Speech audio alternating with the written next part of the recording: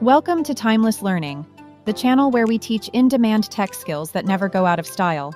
Before we jump in, make sure you like, subscribe, and turn on notifications, so you'll always catch our next big lesson on data, tech, and the future of work.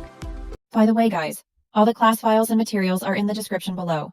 If you don't see them there, just check the comments section. I've dropped the links there too. Alright, so before we jump over to Power BI and start creating our relationships and our model, I want to take a look at the data in Excel. We realized we were buying so many products for the apocalypse that we decided to start our own store, and we have several customers and some client information down here. And so I wanted to take a look at some of the columns and these tables that we're going to be looking at. First thing we have is the apocalypse store. These are the things that we are selling. I know it's a very limited inventory, but these are the really high sellers. These are the ones that I wanted to sell. So we have this product ID, our product name, price, and production cost. Then we have this apocalypse sales. This is how many sales we've actually made to our customers. So we have this customer ID, our customer name, product ID, order ID, units sold, and the date it was purchased. And then we have our customer information right here. Here are all of our clients. So we have this customer ID, customer, address, city, state, and zip code. So now that we've taken a look at our data, let's go and load it into Power BI. So we're going to say import data from Excel. We're going to choose this model right here. I'm going to click open. And we're going to want all three of these. So I'm going to click on all of them. And we're just going to load it. We're not going to transform the data at all. So now the data has been loaded. Let's go right over here on the left-hand side to our model tab. And let's scoot this over just a little bit and move back. And we're going to move these tables up to where it's a little bit easier to see.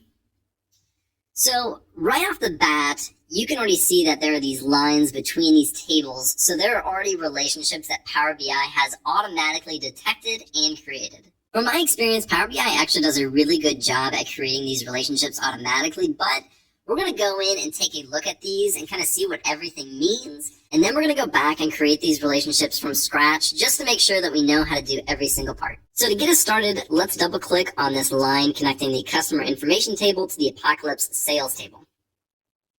And it's going to bring up this edit relationship page right here. So this line right here connecting these two tables actually gives us quite a bit of information without actually having to click into this edit relationship page. What this is showing is that we have a one-to-many relationship, and there's only one or a single cross-filter direction.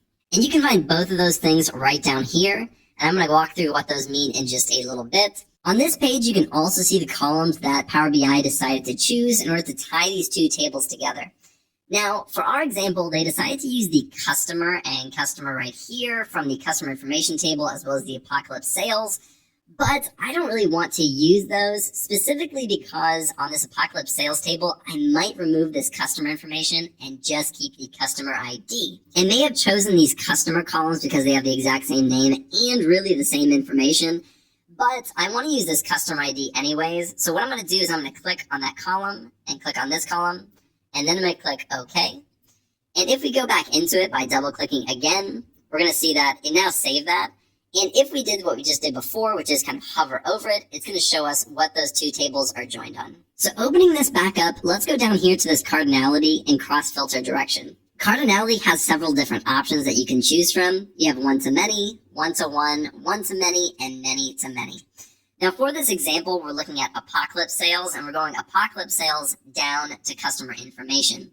Now there are a lot of rows in the apocalypse sales, but there's very few in this customer information. And there's only one customer per row. Whereas in the apocalypse sales up here, the customer can have several rows for several different orders. So that's why the cardinality is many to one. Now, if we flip this and we say we want the customer information here, and we want the apocalypse sales down here, and we tie that together, now it's going to flip and it's going to say one to many. Now let's look at the cross-filter direction, and there's only two options here. It's either single or both. And if we choose both, and we click OK, this now goes from a single arrow pointing in one direction to two arrows pointing in both directions. But what does this really mean? So in order to demonstrate this, I'm going to put this back to a single direction. And what we're going to try to do is connect the data over here, or the columns over here, to the columns in this apocalypse store. So let's go over here to build a visualization. And what we're going to do is we're going to take this customer information, and let's just say we want to look at state. So I'm going to click on state right here. I'm just going to make this into a table. And the customer information table is only tied right now to this sales table. So we're actually going to go over to the Apocalypse store, and we want to see how many product IDs are being bought in these different states. So really quickly, we're going to come up here and create a new measure. And all we're going to say is this measure is the count of Apocalypse store product ID. And we're going to create that. And now we're going to select it so it's added to that table. So what this is showing is that there are 10 product IDs, which there are 10 products for each of these states. But that's not actually technically correct because not every state purchased these 10 different items. If we go back to our model and we change both of these to a both direction, then we're going to go back and see what changed in our numbers. So now let's go back to our visualization. And now we can see that Minnesota actually only ordered 7 different product IDs, Missouri 8, New York 9, and Texas 10. This is actually much more accurate than before. When you use the both option, it takes these tables and treats them as if they are a single table. But the single option is not going to do that. And so for our example, if we're trying to connect this table to this table, and one of the last things that I want to show you is this option right down here, which says make this relationship active. Now, if we don't click this and there are other options in here that connect these things like the customer to the customer, then that may be the active relationship. But if I select this is the active relationship, that means this is going to become the default relationship between these two tables. So now let's come out of here. We're going to click cancel. We're going to zoom in just a little bit and bring these tables a little bit closer so we can zoom in just a little bit more. Now we are going to go ahead and delete these. So we're going to say delete, yes, and delete, yes. So just for demonstration purposes, we're going to build these relationships from scratch. So we're going to come over to the customer information table, and we're going to drag it all the way over here and put it on top of this cust ID or the customer ID in Apocalypse Sales. And it's going to automatically create that relationship. Then we can open this up. And as you can see, it created the relationship between this customer ID in the Apocalypse Sales and the customer ID in the customer information. It also defaulted the cardinality from many to one and the cross filter direction to single. So we're going to go ahead and change that to both and click OK. And then we're going to come over here to the product ID in Apocalypse Store and drag this over the product ID in the Apocalypse Sales.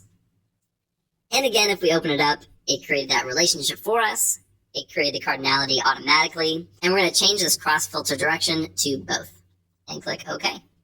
And so on a really small scale, that is how it works. Of course, it becomes a little bit more complex the more tables that you add and the more relationships that are created. But this is how you're going to actually create the relationships in the model tab within Power BI. I hope that this tutorial has helped you understand this concept a little bit better.